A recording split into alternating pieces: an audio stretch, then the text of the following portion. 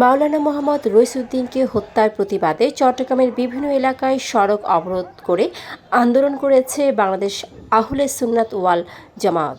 এ সময় আন্দোলনকারীদের সরাতে টিয়ার সেল ছুড়ে ও লাঠিচার্জ করে পুলিশ। সবাই বোঝানোর চেষ্টা করছে, তারা কোনোভাবেই বুঝবে না, তারা বুঝতে সাধারণ মানুষের দুর্ভোগ বাড়াবে। লাস্টে আমরা সিনিয়র অফিসারদের আদেশে আমরা টিয়ারসেল নিক্ষেপ করি এবং লাঠি চার্জ করি, পরে তারা সচেতন হয়ে দিনে ওরা সংঘবদ্ধ হলে আমরাও আছি সংঘবদ্ধ। কমিটির ব্যানারে আহলে সুন্নাত ওয়াল জামাতের ব্যানারের ভিতরে ছাত্রলীগ, যুবলীগ, সন্ত্রাসীরা এদের ভিতরে ঢুকে এরা রোডকে ব্লক করেছে, মানুষের আপনার চলাচলকে তারা আপনার ব্যাঘাত সৃষ্টি করেছে। আমরা সাধারণ মানুষ তার পুলিশের সাথে আমরা সহযোগিতা করে তাদেরকে আমরা সরাই দিয়েছি। তাদের হাতে লাঠি ছিল এবং কয়েকজন ছাত্রলীগকে চিহ্নিত, এদেরকে আমরা চিনি। এরা বিগত 17 বছর এরা মানুষের উপর জুলুম নির্যাতন করেছে। এরাদেরকে দেখি আমরা পুলিশকে কয়েকজনকে ধরিয়ে দেওয়া হয়েছে। Fashion brand Money art. সোমবার সকাল থেকে নগরের মুরাদপুর মোড়, জিইসি, সল্টগোলা ক্রসিং, অক্সিজেন মোড়, ওয়াসা মোড়, চট্টগ্রাম বিশ্ববিদ্যালয়ের 1 নম্বর গেট, পটিয়া, বাঁশখালী, হাটহাজারী ও সীতাকুণ্ডের বিভিন্ন এলাকায় সড়ক অবরোধ করেন আন্দোলনকারীরা।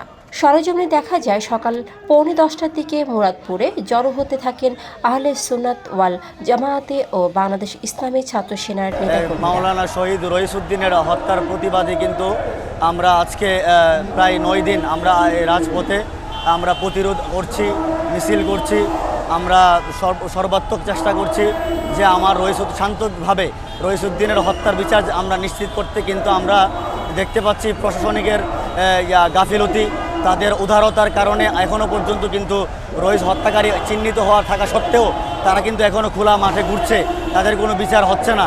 মাত্র পুলিশের নানান নাটকীয়তার ফলে মাত্র মামলা নিয়েছে। এসব এই প্রশাসনিকের দুর্বলতা এবং প্রধান উপদেষ্টা পর্যন্ত এ নিয়ে কোনো বিবৃতি আমরা এখন পর্যন্ত পাই নাই।